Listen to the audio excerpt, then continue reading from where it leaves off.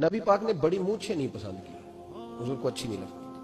ایک بات پوچھتا ہوں آپ سے، یہ درد دل ہے میرا اور صرف سمجھانے کے لیے عرض کر رہا ہوں، کوئی تنقید نہیں، اللہ تعالیٰ مجھے نیت کا وضو عطا کرے۔ ایک بات بتانا، اگر بہو کھانا پکا کے لائے اور سالن سے بال نکل آئے تو پھر اس کا کیا حال ہوتا ہے؟ کئی تو بوڑھے پلیٹ اٹھا کے دیوار میں مارتے ہیں، ایسا ہی ہوتا ہے نا، یہ کیا ہے؟ اور اگر کبھی روٹی سے نکل آئے تو بیوی صاحبہ کا کیا حال ہوتا ہے؟ یہ کوئی طریقہ ہے کھانا پکانے کا؟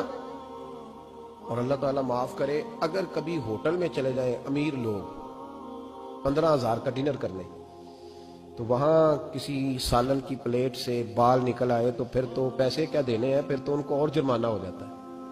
یہ تو سارے بال نکل آئے تو مشکل، اور ویسے بھی جو نفاست ہے نا طبیعت کی، اس پر بوجھ بنتا ہے، بال کھانے میں ہو آٹے میں ہو تو بوجھ بنتا ہے۔ تو بڑی مونچھوں والا دوست بھائی بزرگ جب پانی پیے گا تو بال پانی میں جائیں گے کہ نہیں جائیں گے؟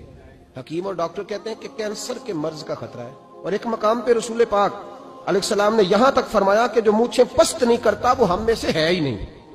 ایک شخص نبی پاک کے سامنے آیا، قاضی عبد الدائم دائم صاحب نے لکھا ہے، بڑی خوبصورت بات لکھی ہے، کہنے لگے حضور کے سامنے وہ اکثر آیا کرتا تھا تو مونچھیں بڑی تھی، حالانکہ داڑھی بھی بڑی تھی، مونچھیں بھی بڑی تھی۔ 2-4 دفعہ حضور نے باتوں باتوں میں طاعت اللفظ سمجھایا، کچھ بندے نہیں سمجھتے، طاعت اللفظ سمجھاؤ یا بڑا کھول کھول کے سمجھاؤ پر بات سمجھنے کو تیار نہیں ہوتے۔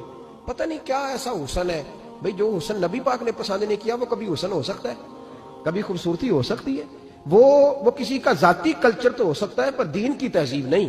نبی کریم علیہ السلام نے کئی دفعہ سمجھایا تو ان کی سمجھ میں بات نہ آئی۔ ایک دن وہ بیٹھے ہوئے تو حضور نے ایک صحابی سے فرمایا کینچی لاؤ، کہنے لگے میں سمجھ گیا کہ میرے ساتھ کچھ ہونے لگا ہے۔ ساتھ ہی حضور نے فرمایا ایک مسواک بھی لانا، کہنے لگے میں نے کہا بچت ہو گئی، میرے تو دانت صاف ہے، تو یہ شاید اس کی بات ہونے لگی ہے جس کے دانت بھی ٹھیک نہیں۔ دونوں چیزیں جب آ گئی نا تو حضور اٹھے اور نبی پاک نے مسواک ان کے ہونٹوں پہ رکھی، اسی سے آبی ہونٹوں کے اوپر مسواک رکھ کے تو اوپر سے حضور نے مونچھیں کاٹ لی، فرمایا یہ نہ ایسا کرو، یہ چیز مجھے پسند نہیں ہے۔